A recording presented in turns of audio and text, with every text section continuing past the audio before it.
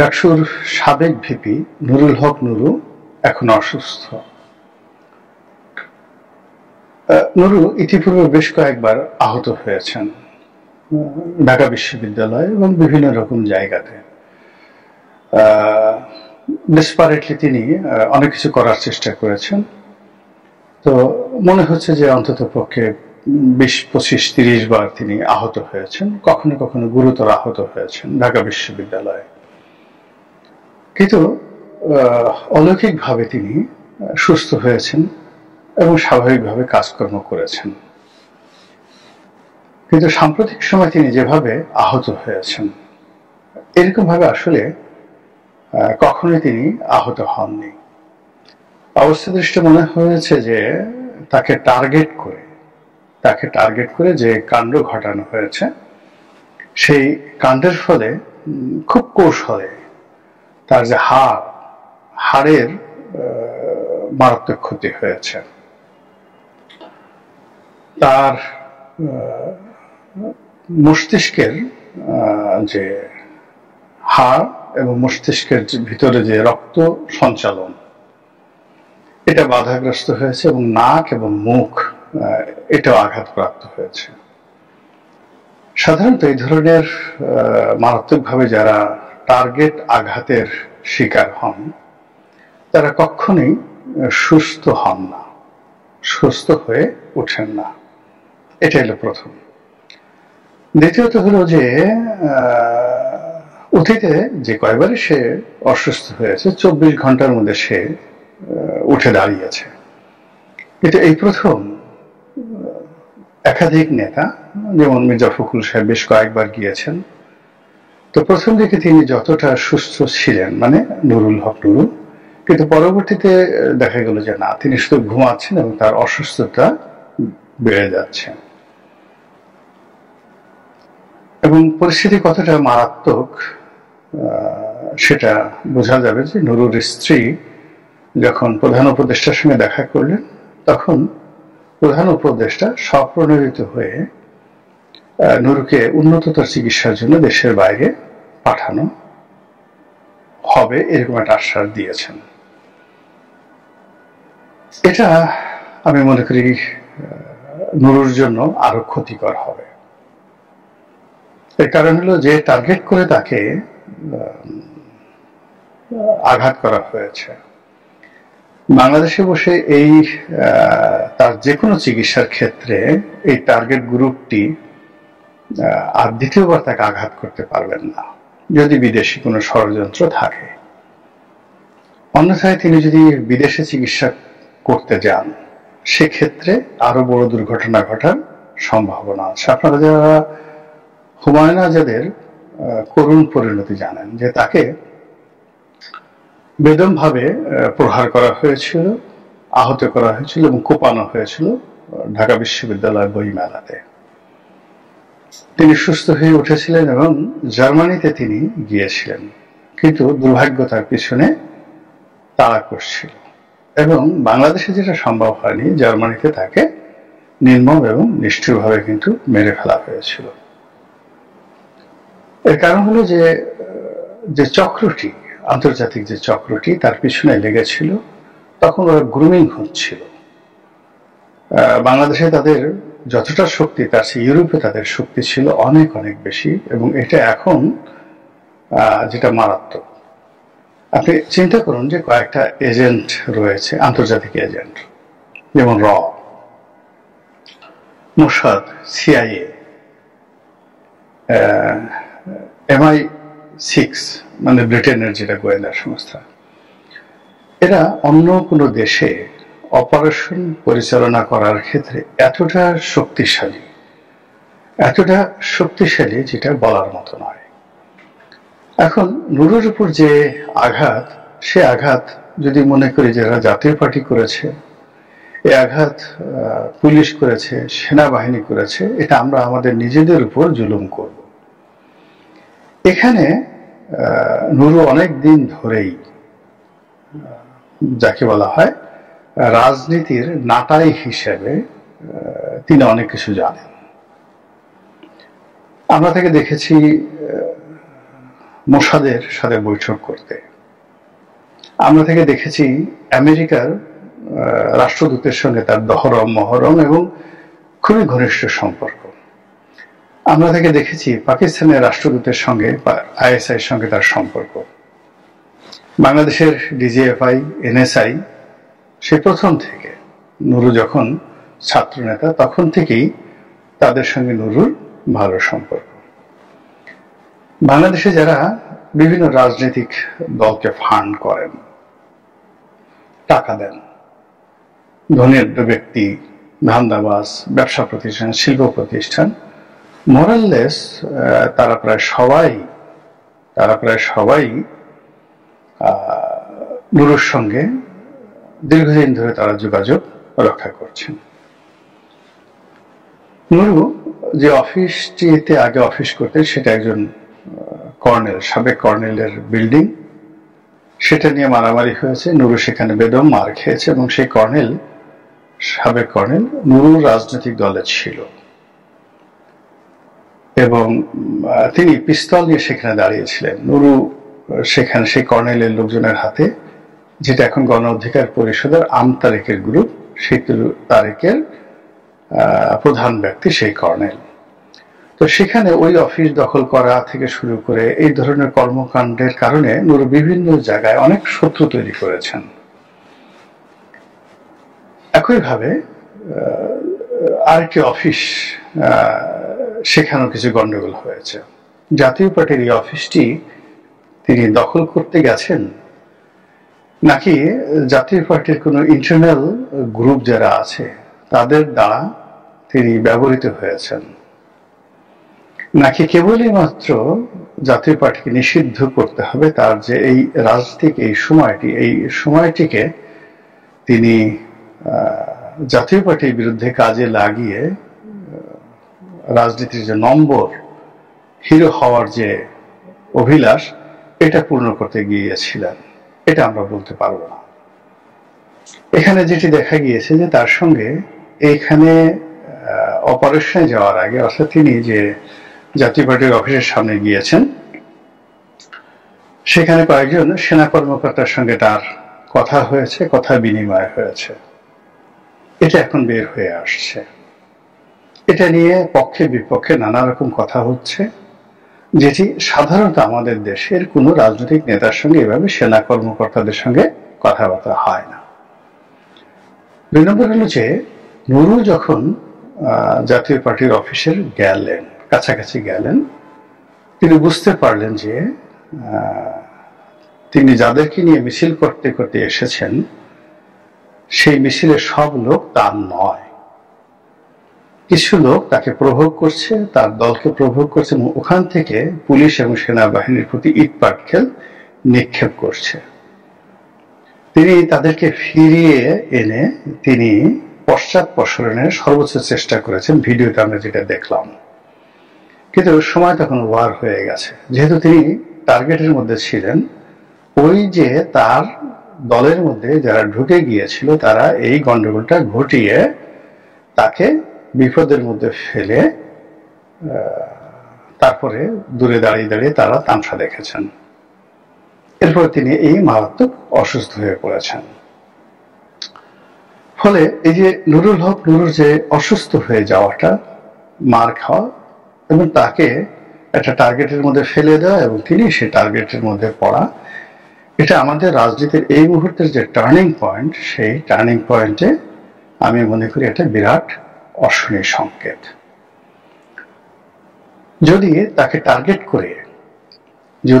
Target করে এই কাজটি করা হয়, সঙ্গত কারণে নুরুর মতো যারা তরুণ প্রজন্মের রাজনীতিবিদ এই মুহূর্তে খুব অ্যাডামেন্ট অবস্থায় আছেন, তাদেরকে ভয় দেখানো হচ্ছে এবং তাদেরকে একটা রেড কার্ড বা লাল কার্ড দেখানো হয়েছে। এতে গেল এক, এতে কোনো সন্দেহ নাই। দ্বিতীয়ত, নুরুর সঙ্গে যাদের লেনদেন হয়েছে, নুরুকে যারা বিভিন্ন সময় সাহায্য করেছে, ব্যবহার করার চেষ্টা করেছে, তাদের কেউ কেউ এই ঘটনা ঘটাতে পারেন, কোনো সন্দেহ নেই। যাদের সঙ্গে তার বন্ধুত্ব হয়েছে বা যাদের সঙ্গে বন্ধুত্ব এখন নাই কিন্তু নতুন বন্ধুত্ব হয়েছে, এদের মধ্যে যে কেউ নুরুকে স্টপ করার জন্য এই ঘটনা ঘটাতে পারে। কেন? He is a voice, he has a voice. সে কথা বলতে পারে, ডেসপারেটলি কথা বলতে পারে। ফলে আগে যাদের সঙ্গে তার বন্ধুত্ব ছিল তখন তিনি যে কথাগুলো বলেছেন, আর এখন যাদের সঙ্গে বন্ধুত্ব আছে সেখানে আগের যারা ছিলেন তারা শত্রু হতে যেতে পারেন।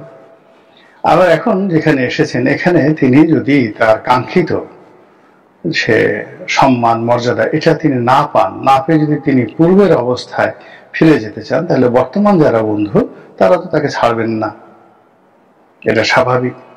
2 নম্বর হলো যে নুরু তো প্রথম দিন থেকে একেবারে ফ্রম ফার্স্ট ডে ইউনিভার্সিটির রাজনীতির সেখানে বহু মানুষ তাকে সহযোগিতা করেছে, অর্থ দিয়ে, টাকা দিয়ে, সমর্থন দিয়ে। এমন কোনো মানুষ নেই, সবসময় তার ভিতরে সেই বিনম্রতা ছিল। এখনকার সেই অ্যারোগেন্সি তো প্রথম দিকে ছিল না। তো তার সঙ্গে সব মানুষের, বিশ্ববিদ্যালয় ছাত্রলীগের সম্পর্ক ভালো ছিল, ছাত্র দলের ছিল, শিবিরের ছিল, ওই যে কাজী জাফরুল্লাহ সাহেব থেকে শুরু করে আমেরিকান ডিপ স্টেটের যে ছোটন গ্রুপ তাদের সঙ্গে ছিল, প্রত্যেকটা লোক। কিন্তু সময়ের বিবর্তনে অল্প কিছু মানুষ ছাড়া প্রায় সবার সঙ্গে তার শত্রুতা শুরু হয়ে গেছে, এবং সেই শত্রুতা ক্ষেত্র বিশেষে ভয়ঙ্কর। তিনি একটা জোট করেছিলেন মাহমুদুর রহমান মান্না, আসম আব্দুর রব, জুনায়েদ সাকি। সেই জোটটি ভেঙে গেছে এবং সব মানুষ তার শত্রু হয়ে গেছে। তারপর রেজা কিবরিয়ার সাথে তিনি দল করেছিলেন, সেটা ভেঙে গেছে, শত্রু হয়ে গেছে। তার সঙ্গে আরেকজন ভোকাল আছে নাম তারেক, ওই যে আরেকজন কর্নেল, তাদের সাথে শত্রুতা হয়ে গেছে। ঢাকা বিশ্ববিদ্যালয়ে তিনি যখন ভিপি ছিলেন, সেই ভিপি হওয়ার পর সংগতিকরণে তিনি জামাত এবং শিবিরের সমর্থন পেয়েছিলেন, এবং সেখান থেকে তিনি যখন সেই সমর্থনে ভিপি হলেন, জাতীয় নেতা হলেন, গণ অধিকার পরিষদ করলেন, যে আমার সঙ্গত কারণেই নুরুকে আশা করেছিল তাদের বি টিম হয়ে থাকবে, কিন্তু নুরু বি টিম না হয়ে এ টিম হয়ে তারেক রহমান সাহেবের ঘনিষ্ঠতা তিনি অর্জন করেছেন। এটা জামাতের তো ভালো লাগার কথা নয়। আবার তারেক রহমান সাহেবের ঘনিষ্ঠতা অর্জন করে তারেক রহমান সাহেব তাকে পুনর্বাসন করার জন্য বিএনপির জোটের অন্যতম শরিক করার জন্য যত রকম সাহায্য সহযোগিতা সর্বোচ্চ করা দরকার সেটা তিনি করেছেন। কিন্তু শেষমেশ তিনি যখন আবার চরমোনাই জামাতের মঞ্চে গিয়ে উঠেছেন, বিএনপি রাগ হতে পারে, অস্বাভাবিক কিছু নয়। আবার তার সঙ্গে যদি এজেন্সিগুলোর আগের থেকে সম্পর্ক থাকে, সেই সম্পর্কের ভিত্তি করে তিনি ইদানিং যে সকল কথাবার্তা বলছেন, সে সকল কথাবার্তা তাদের অপছন্দ হতে পারে। আবার দেখা গেল যে তাদের পক্ষ থেকে যদি কোনো ইতিবাচক কথা তিনি শুনে থাকেন, এর প্রেক্ষিতে অতি সম্প্রতি তিনি হয়তো জেনারেল ওয়াকারুজ্জামান, ক্যান্টনমেন্ট, এদের পক্ষে কিছু হালকা কথাবার্তা বলার চেষ্টা করেছেন, যেটা অন্য পক্ষকে রাগান্বিত করতে পারেন। ফলে তার সীমিত সামর্থ্য নিয়ে তিনি যত দরগাতে বাতি জ্বালানোর চেষ্টা করেছেন, সব দরগাতেই তার কিছু না কিছু মানে যাকে বলা হয় ত্রুটি, অসম্পূর্ণতা রয়েছে, এবং সেই অসম্পূর্ণতার প্রেক্ষিতে এখন তার জীবনের উপরে যে আঘাত এসেছে, এবং তার রাজনীতিতে ওয়ান ম্যান শো রাজনীতি। এখানে নুরু যদি না থাকে, রাশেদের পক্ষে অন্য যারা আছেন তাদের পক্ষে আসলে এই দলটিকে নিয়ে এগুলো সত্যিকার অর্থে টাফ ব্যাপার। দ্বিতীয়ত হলো, নুরু যদি পরিপূর্ণভাবে সুস্থ হয়ে আসেন, তাকে এই আঘাতের যে আক্রমণের যে যাকে বলা হয় ভয়, আতঙ্ক তাকে তাড়া করবে। তিনি ইচ্ছা করলেই সামনে এগোতে পারবেন না। 3 নম্বর হলো যে যদি তিনি অসুস্থ হয়ে পড়েন, যাকে বলে তার স্মৃতিশক্তি দুর্বল হয়ে যায়, শারীরিকভাবে ফিজিক্যালি তার যারা ডাক্তার এই মুহূর্তে তাদের কিছু কথাবার্তা শুনে মনে হলো যে তার লং টার্ম চিকিৎসা দরকার, যেটি করার সামর্থ্য তার পরিবারের নেই। রাষ্ট্র এখন তাকে যে অনুকম্পা দেখাচ্ছে আবেগের বশবর্তী, যেটা রাষ্ট্র কন্টিনিউ করবে না। আর তার যদি ভয়েস না থাকে, তাহলে এখন 10 জন লোক তাকে যেভাবে সহযোগিতা করছে সেটাও করবে না। ফলে কি হচ্ছে, কাজে রাজনৈতিক সম্ভাবনা এটা মুখ থুবড়ে পড়ার সম্ভাবনা দেখা দিয়েছে। আর এই কাজগুলো যে বা যারাই করুন না কেন, পরিকল্পনা করে, টার্গেট করে, ম্যাটিকুলাসলি তারা সেই কাজ করেছে। এবং রাষ্ট্র যদি সিনসিয়ার হয় এবং এর বিরুদ্ধে যদি অবস্থান নিতে পারে, তাহলে হয়তো আরো অনেক তরুণ যারা রাজনীতিবিদ রয়েছেন তাদের জীবন, রাজনীতি। গত 1 বছরে জনাব তারেক রহমানকে নিয়ে আমি ব্যক্তিগতভাবে কোনো ভিডিও তৈরি করিনি। তিনি তার আপন যোগ্যতায় কিংবা তার দলের এখন যে শূন্য শূন্য অবস্থা, অর্থাৎ চারিদিকে শুধু জয় জয়কার, তো সেখানে তাকে পরামর্শ দেওয়ার জন্য অনেক অনেক যোগ্যতম লোক আছেন। তারপর তিনি নিজেও দীর্ঘদিনের যে অভিজ্ঞতা, সেই অভিজ্ঞতার কারণে তার ব্যক্তিগত জীবন, রাজনৈতিক জীবন বা তার করণীয় সম্পর্কে তিনি যথেষ্ট সচেতন। এবং আমার মতো যারা সাধারণ মানুষ, তাদের কোনো বক্তব্য তার দরকার নেই। তবে হ্যাঁ, সেই 2012-13 সন থেকেই আমি নিরপেক্ষভাবে অনেক কথা বলার চেষ্টা করেছি আওয়ামী লীগ জমানাতে। এখানে তারেক রহমানকে প্রমোট করার বা বিএনপিকে প্রমোট করার কোনো বিষয় ছিল না। কিছু বিষয়ে কথা বলতে গেলে এমনি চলে আসতো তার বিষয়টি। এই কথাগুলো মানে আমি বলতাম মূলত আওয়ামী লীগকে সতর্ক করার জন্য। কিন্তু আওয়ামী লীগকে সতর্ক করতে গিয়ে যে জিনিসগুলো আসতো, সেটা আলটিমেটলি তারেক রহমান সাহেবের পক্ষে চলে আসতো।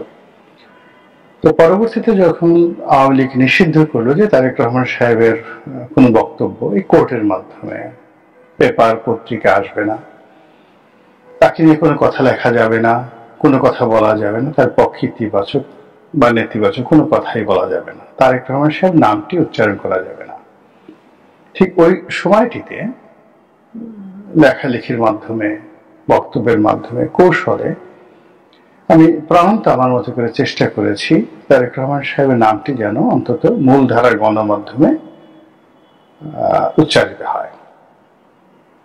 2014 থেকে একেবারে 2025 এই 10 বছরে নয়াদিগন্ত যদি আপনি খুঁজেন, অন্তত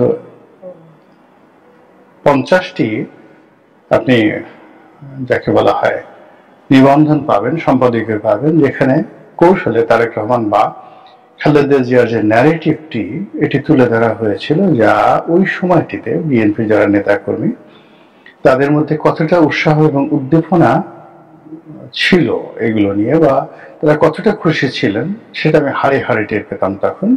আর এখন ওটা নিয়ে আমার কোনো মাথা ব্যথা নেই। তো যেটা হচ্ছে সেটা হলো যে যখন এই 8 তারিখে সরকার এলো, তখন আমার কাছে মনে হয়েছিল যে উনি যদি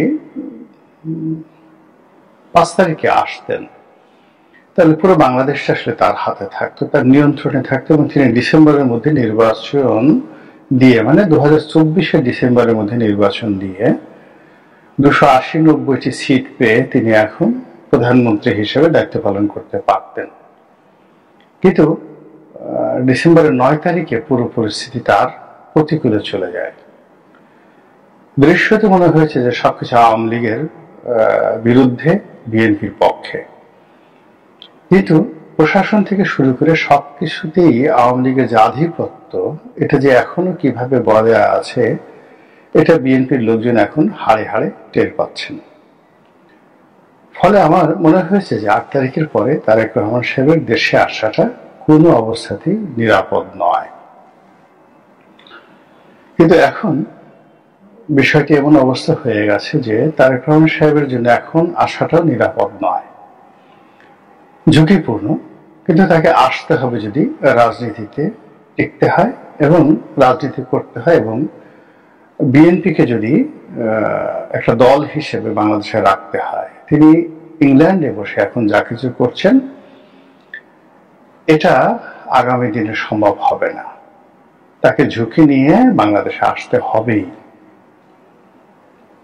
আপনার একজন খুব সমন্বয়ক বা এনসিপির একজন নেতা হান্নান মাসুদ,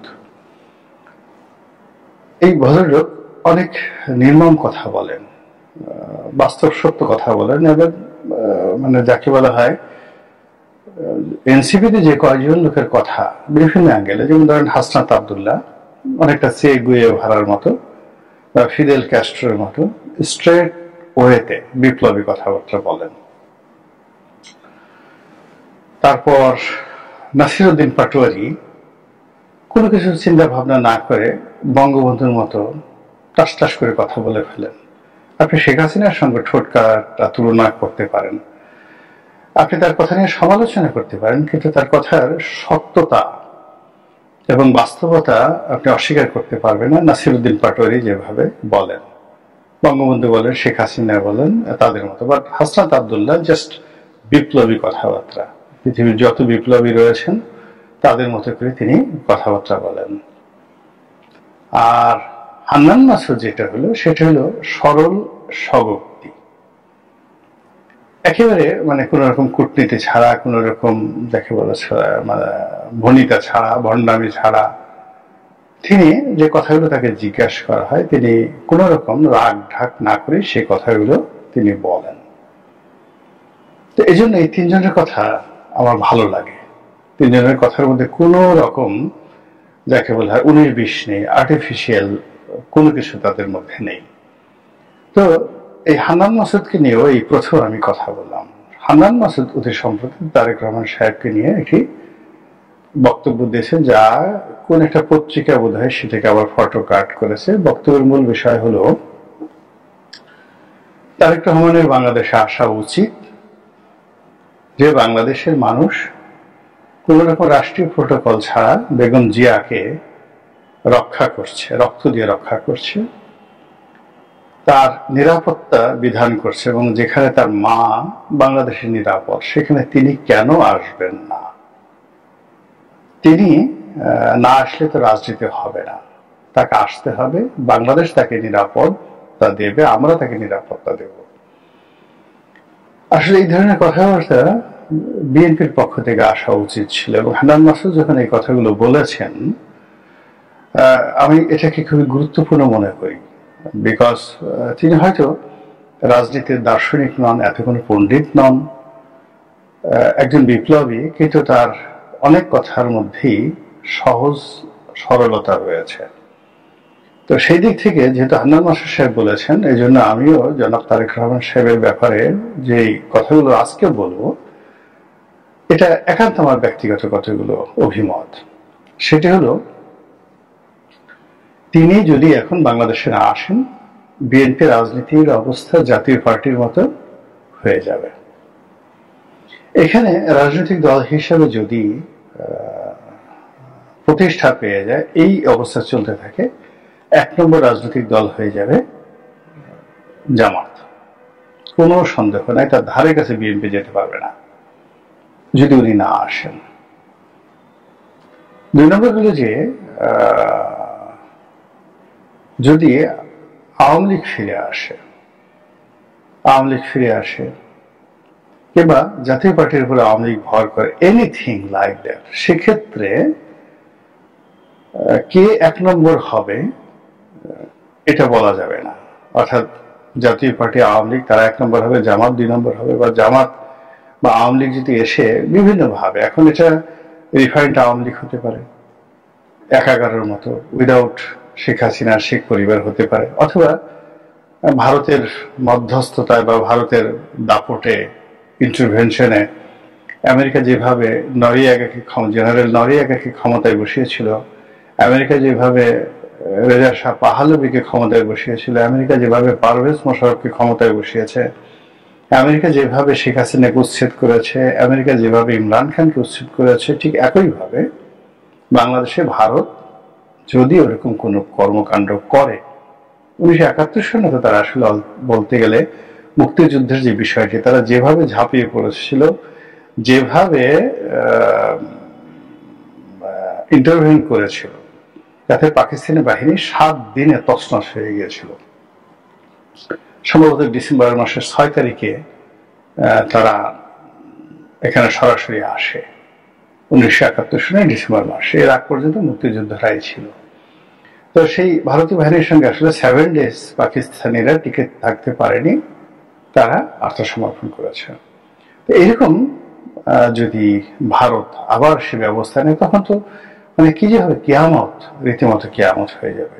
তো সেই কিয়ামতের সময়টিতেও যদি তারেক রহমান সাহেব উপস্থিত থাকেন, তাহলে বিএনপি সবচেয়ে বড় রাজনৈতিক দল থাকবে, বিএনপির ভবিষ্যৎ থাকবে এবং তারেক রহমান সাহেবের কিচ্ছু হবে না।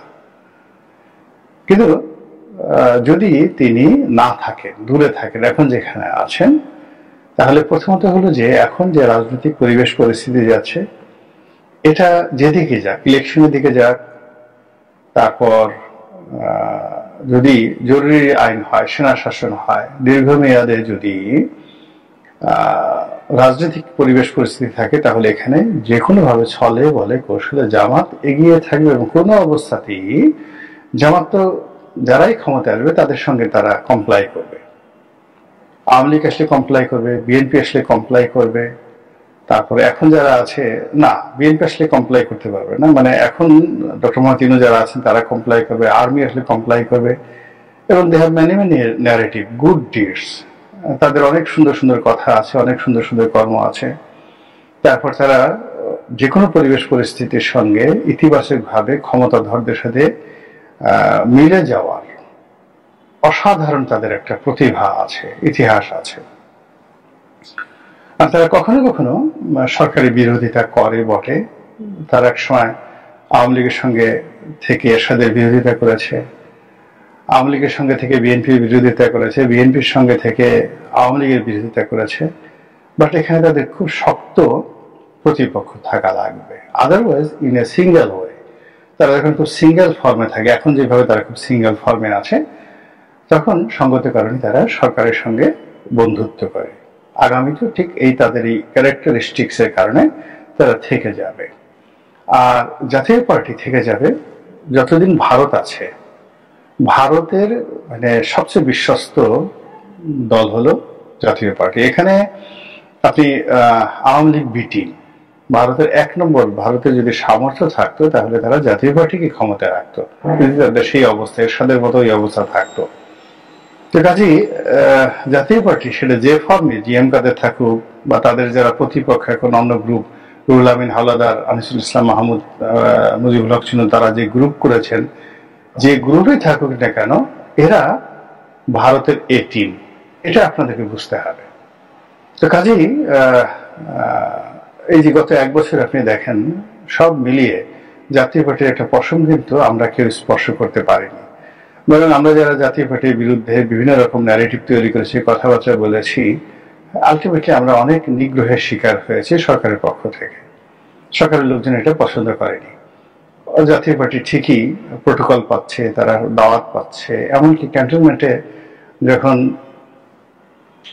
5 তারিখে সেনাপ্রধান জেনারেল ওয়াকারুজ্জামান রাজনৈতিক দলগুলোর সঙ্গে বৈঠক করেন, তখনও সেখানে জিএম কাদের উপস্থিত ছিলেন, যেটা তো থাকার কথা না। But that happened, why? এই জন্য জাতীয় পার্টিটাকে আপনি রেখে দেন আলাদা পার্টি হিসেবে, আর জামাতকে আপনি সবসময় ধরেন। তাদের ক্যারেক্টারিস্টিক্স হলো তারা যে কোনো ক্ষমতাধর সরকারের সঙ্গে সেই পাকিস্তান জমানা থেকে তাদের প্রতিষ্ঠার পর থেকে তারা কমপ্লাই করেছে, তাদের সঙ্গে একত্রে থেকেছে। আর কখনো কোনো সরকারের বিরোধী তারা হয়েছে যখনই তাদের একটা শক্ত ডালপালা ছিল, তারা এককভাবে কোনো সরকারের পক্ষে বিপক্ষে যায়নি। তো ফলে এটাকে আপনি একদিকে রাখেন। কিন্তু বিএনপি এই যে দল, তারা কখনো ক্ষমতায় থেকেছে অথবা ক্ষমতার বিরুদ্ধে তারা লড়াই করেছে, সংগ্রাম করেছে। আর এই লড়াই সংগ্রাম করার জন্য তাদের নেতা থেকেছে। বাংলাদেশে যেটা হলো, বেগম জিয়া যতদিন ছিলেন জেলের বাইরে ছিলেন, তিনি সর্বশক্তি দিয়ে বাংলাদেশে থেকে বিএনপিকে তিনি নেতৃত্ব দিয়েছেন। এবং তার যে আপসহীনতা, সেই আপসহীনতা থেকে স্বয়ং শেখ হাসিনা ভয় পেতেন, রাষ্ট্র ভয় পেত, প্রশাসনকে ভয় পেত যে না, বেগম জিয়াকে এটা সম্ভব না। এবং তিনি এখন পর্যন্ত সেই আপসহীনতাটাকে ধরে রেখেছেন।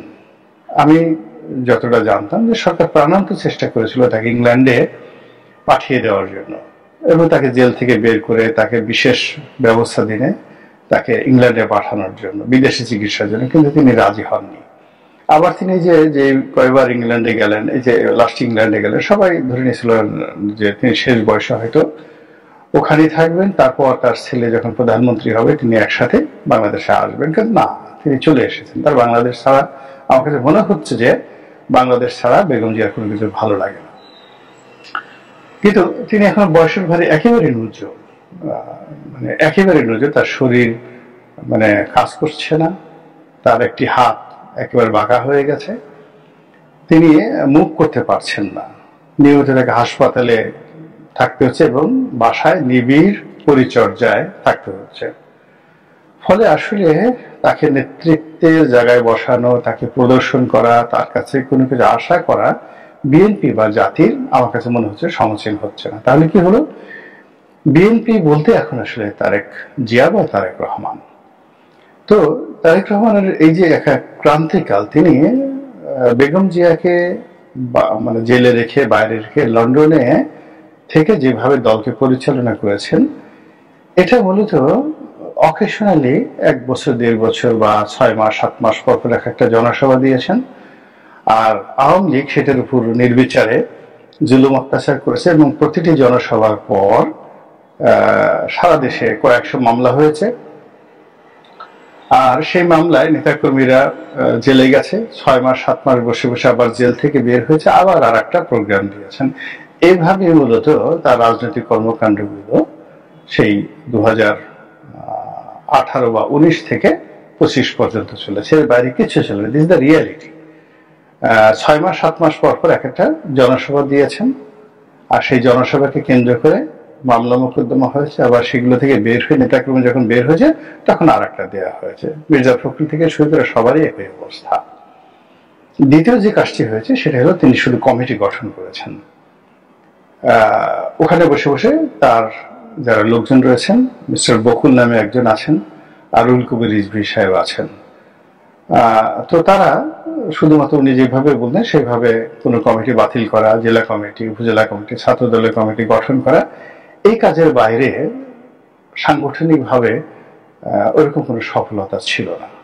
আর গত 1 বছরে যেটি হচ্ছে সেটি উদযাপন, সেলিব্রেশন যেটাকে বলা হয়, মানে কাজের কাজ হচ্ছে না। খুব জাঁকজমকপূর্ণ ভাবে উনি ওখানে বসে বক্তব্য দিচ্ছেন, এখানে জেলা কমিটি হচ্ছে, যা কিছু হচ্ছে ঠিক আগের চাইতে খারাপ, কিন্তু এটা নির্ভয়ে নিশ্চিন্তে আনন্দ এবং উৎসবমুখর পরিবেশ হচ্ছে। কিন্তু সত্যিকার অর্থে যেটাকে বলা হয়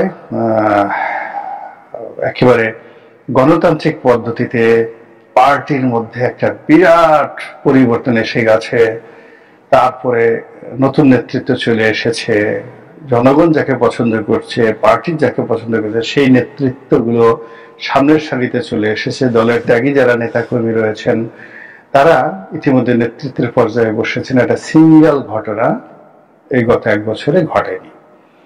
মানে পুরনো বোতল একটা নতুন পরিবেশে এসে মানে গান একই আছে, হলুদিয়া পাখি, কিন্তু তার সঙ্গে যুক্ত হয়েছে ড্রাম, তার সঙ্গে যুক্ত হয়েছে খাবার দাবার, পোলাও কোরমা। মানে আপনি আগে হলুদিয়া পাখি, সোনারি বরণ এই গানটি গাইতেন খালি গলায়, আর এখন সেই গানটি গাইছেন, সেখানে মিউজিক আছে, 5 স্টার হোটেলের আবহাওয়া আছে, পরিবেশ আছে, নেতারা ফুলের তোড়া দিয়ে সুন্দর করে বসছেন, অনুষ্ঠানের আগে খাওয়া দাওয়া হচ্ছে, অনুষ্ঠানের পরে খাওয়া দাওয়া হচ্ছে, তারেক জিয়া জিন্দাবাদ হচ্ছে। এই এতটুকুই পার্থক্য, এর বাইরে কোনো পার্থক্য হচ্ছে না। কিন্তু তলে তলে যেটা হচ্ছে, এই যে রাজনীতির একটা ক্রিটিক্যাল যে অবস্থা তৈরি হয়েছে, সেই ক্রিটিক্যাল অবস্থায় মানুষের মনোজগতে তারেক জিয়াকে নিয়ে যে নেতিবাচক কথাগুলো আলোচনা হচ্ছে, সেটা এই হান্নান মাসুদের কথা, এটা অনেকটা টিটকারি।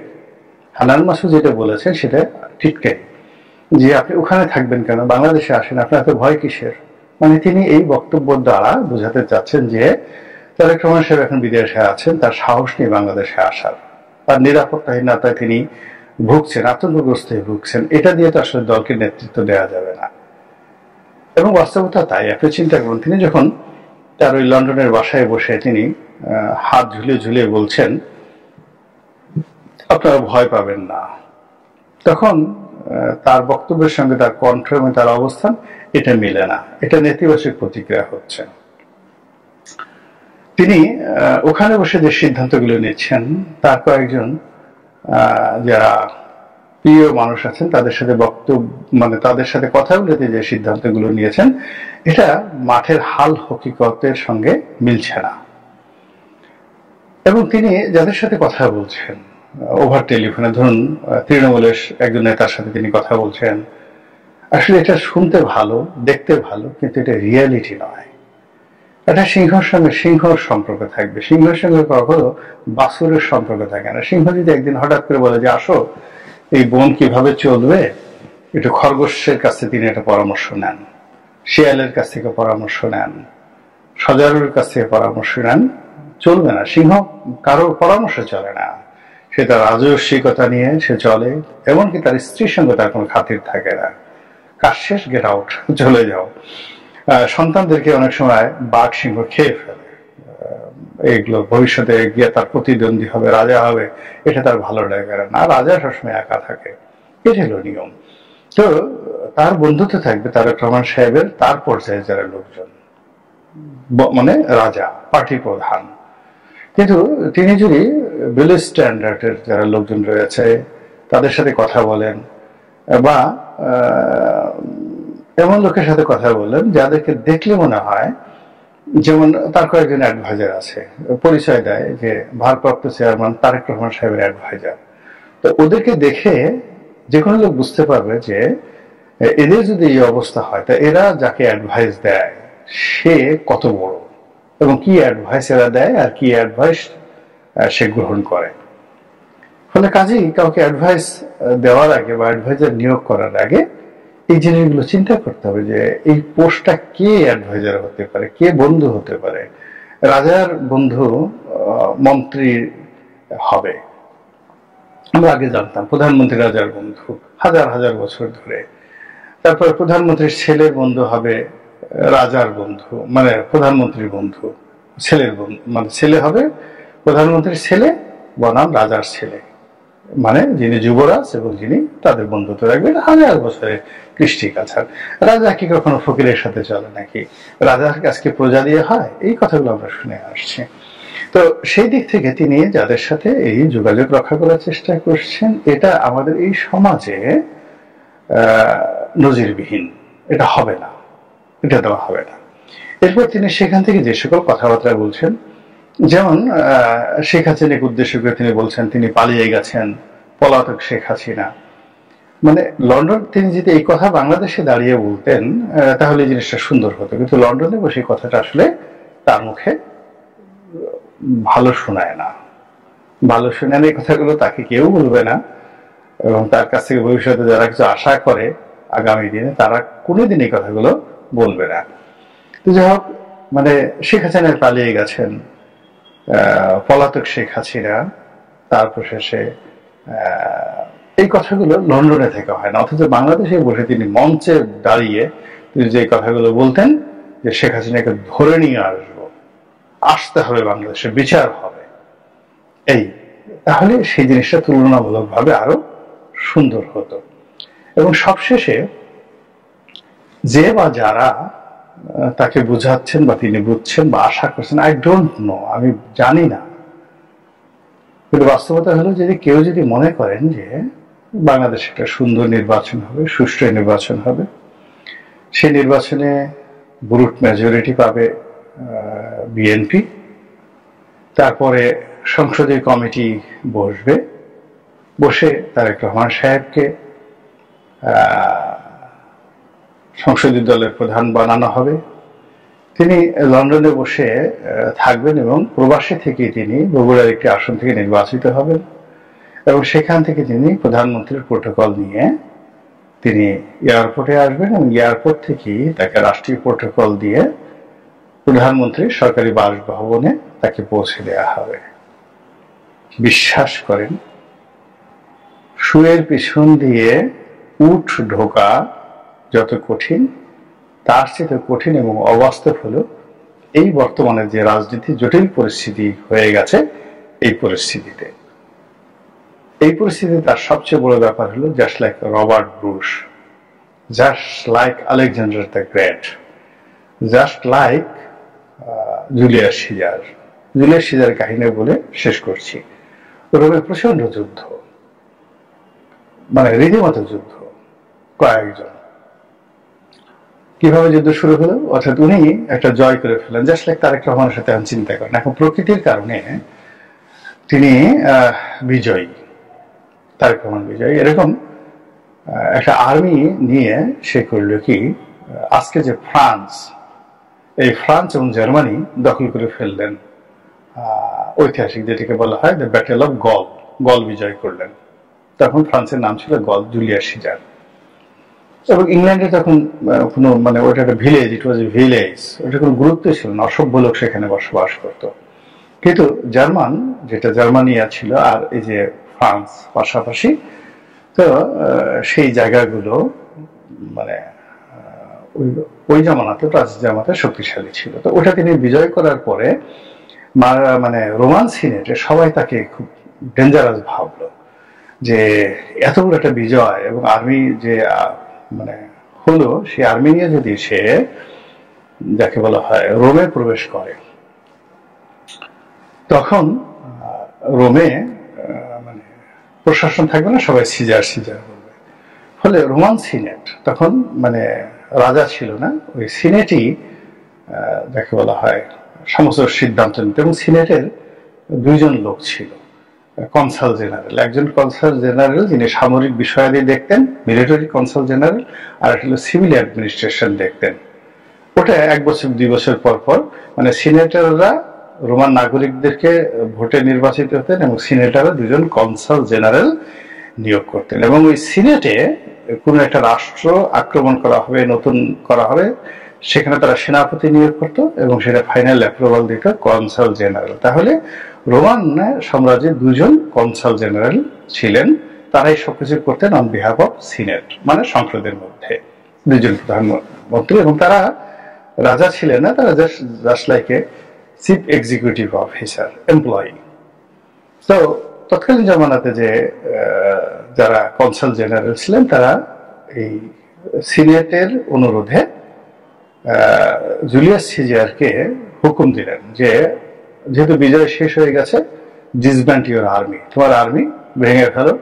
এবং তখন যে আর্মিটা ছিল, তখন একটা যুদ্ধ উপলক্ষে একটা আর্মি তৈরি করা হতো, 50,000, 1 লাখ, 2 লাখ এরকম বাহিনী নিয়ে আর্মি তৈরি করা হতো, এবং রেগুলার ফোর্স ছিল না। এবং যতদিন এই যুদ্ধ চলতো ততদিন সিনেটকে তাদের বেতন ভাতা দিতে হতো। যেহেতু তোমার এটা হয়ে গেছে, অতএব আর্মি, এত বড় আর্মি দরকার নেই, ভেঙে ফেলো। জুলিয়াস সিজার বুঝলেন, তিনি আর্মি ভাঙলেন না, বরং সে আর্মি নিয়ে তিনি এসে অপেক্ষা করলেন টাইবার নদীর উল্টো দিকে। তিনি কাছাকাছি আসছেন, এতেই রোমে সিভিল ওয়ার শুরু হয়ে গেল। সিভিল ওয়ার শুরু হয়ে গেল এবং সেখানে কয়েকজন বিখ্যাত জেনারেল ছিলেন তখন। পম্পি দ্য গ্রেট জুলিয়াস সিজারের পর্যায়ে ছিলেন এবং জুলিয়াস সিজারের মেয়ের জামাই ছিলেন। যদিও বয়সে জুলিয়াস সিজারের চেয়ে প্রায় 10 বছর 15 বছরের বড়, কিন্তু নিজের মেয়েকে তিনি বিয়ে দিয়েছিলেন শুধুমাত্র রাজনৈতিক কারণে। আর তার বন্ধু ছিল ক্রেশাস, আর মার্ক অ্যান্টনি তার সঙ্গে ছিল। তো এই যে ক্রেশাস, এরা সবাই যুদ্ধ ঘোষণা করলো রোমে। সেই যুদ্ধ শুরু হয়ে গেল, সবাই তাকে নিষেধ করলো, ইচ অ্যান্ড এভরিবডি, যে তুমি আর্মি ডিসব্যান্ড করে দিয়ে তুমি গিয়ে সিনেটে, তোমার তো সম্মানিত ব্যক্তি, তুমি সিনেটে আত্মসমর্পণ করো, এখানে তোমার কোনো সমস্যা নেই। কিন্তু জুলিয়াস সিজার সেটা করলেন না। তিনি সেই আর্মি নিয়ে প্রবেশ করলেন রোমান সাম্রাজ্যে, মানে রোমে, রাজধানীতে। শুরু হলো সিভিল ওয়ার, কয়েকদিন চলল এবং তিনি বিজয়ী হলেন। বিজয়ী হওয়ার পরে ক্রেশাস মারা গেল। পম্পেই প্রথমে ইটালি থেকে পালিয়ে গেল গ্রিসে, গ্রিস থেকে পালিয়ে গেল মিশরে। মিশরে গিয়ে তিনি যখন পালিয়ে গেলেন, তখন ক্লিওপেট্রার ছোট ভাই এবং তার স্বামী, সেই 11 টলেমি, দ্বাদশ টলেমি অথবা ত্রয়োদশ টলেমি ক্ষমতায় বাচ্চা ছেলে, তো তার যারা লোকজন পম্পেকে মেরে ফেলল। তো এই হলো জুলিয়াস সিজারের ইতিহাস। এখন এখানে যে মূল বিষয়টা হলো, এখন যে জায়গাটাতে আসছে, it's not the time for talking, it's not the time for planning, it's for the time for action. সেই অ্যাকশনটা লন্ডন অধিবেশনে হবে না। ফলে হান্নান মাসুদ যে কথাগুলো বলেছে, এই প্রথম হান্নান মাসুদের কথা নিয়ে আমি তারেক রহমান সাহেব সম্পর্কে গত 1 বছরের প্রথম কথা বললাম। বাকিটা ওনার ইচ্ছা। মহান আল্লাহ আমাদের সবাইকে হেদায়েত দান করুন এবং হেফাজত